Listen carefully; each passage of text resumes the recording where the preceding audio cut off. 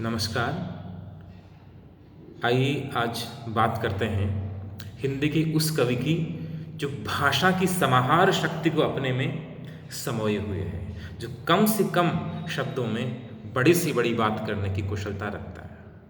हम बात कर रहे हैं रीतिकाल के सर्वाधिक चर्चित और प्रसिद्ध कवि बिहारी, जिन्होंने एकमात्र पुस्तक लिखी बिहारी सतसई, और उनका यश दिग दिगंत व्यापी हो गया।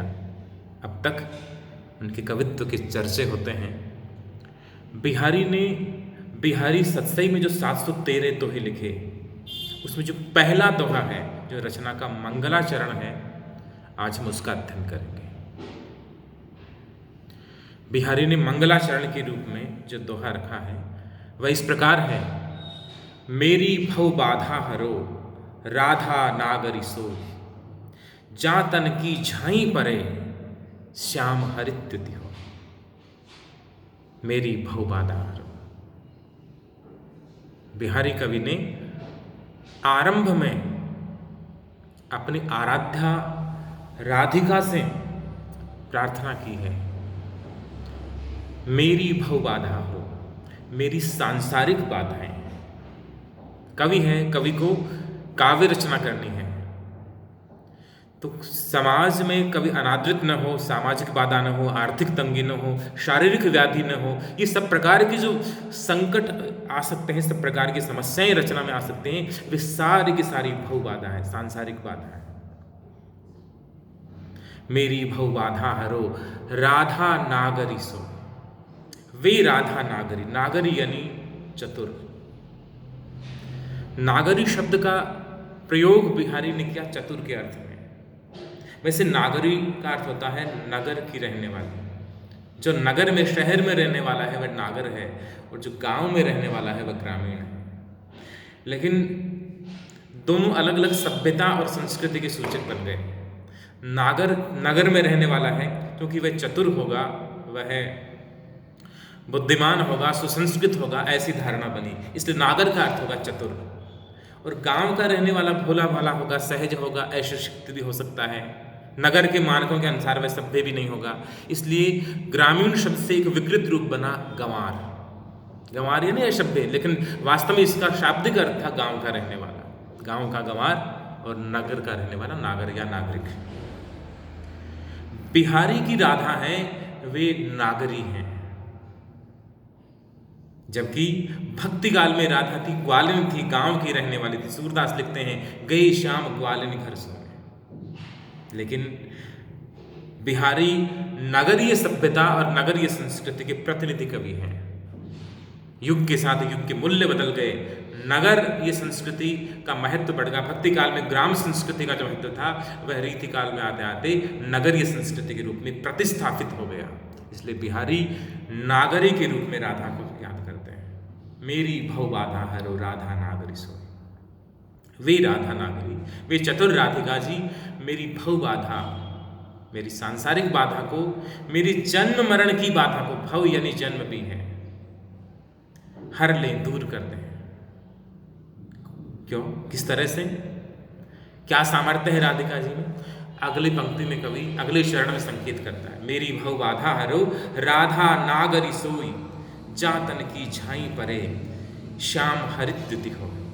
जिनके तन की झाई मात्र से, झाई यानी झलक, दर्शन मात्र से, एक झलक मात्र से, जा तन की झाई परे, जिनकी तन की छाया मात्र से, झाई मात्र से, झलक मात्र से श्याम हरिद्युति हो। श्याम है वो हरिद्युति वाले हो जाते हैं। श्याम कृष्ण, हरिद्युति वाले कृष्ण हैं। यदि राधा को एक बार देख लें तो उनका मन प्रसन्न हो जाता है, हरा भरा हो जाता है। श्याम है, हरिद्युति वाले हो जाते हैं, पहला अर्थ। दूसरा अर्थ है कि जिनकी तन की झलक मात्र से, इनकी शरीर की छाया मात्र से, जिनकी छवि की छाया मात्र से श्याम हरिद्युति हो।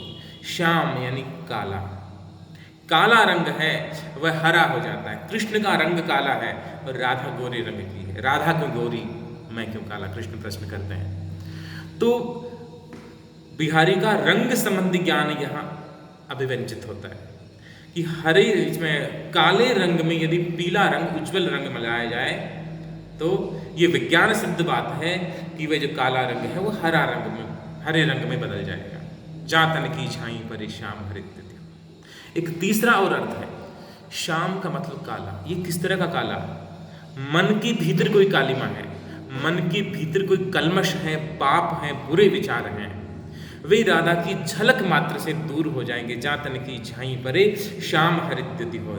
वे जो मन का जो सांवलापन है, मन का कालुष्य है, वह मिट करके और मन हरा भरा हो जाएगा, प्रसन्न हो जाएगा राधा रानी की छवि मात्र से, छवि के दर्शन मात्र से।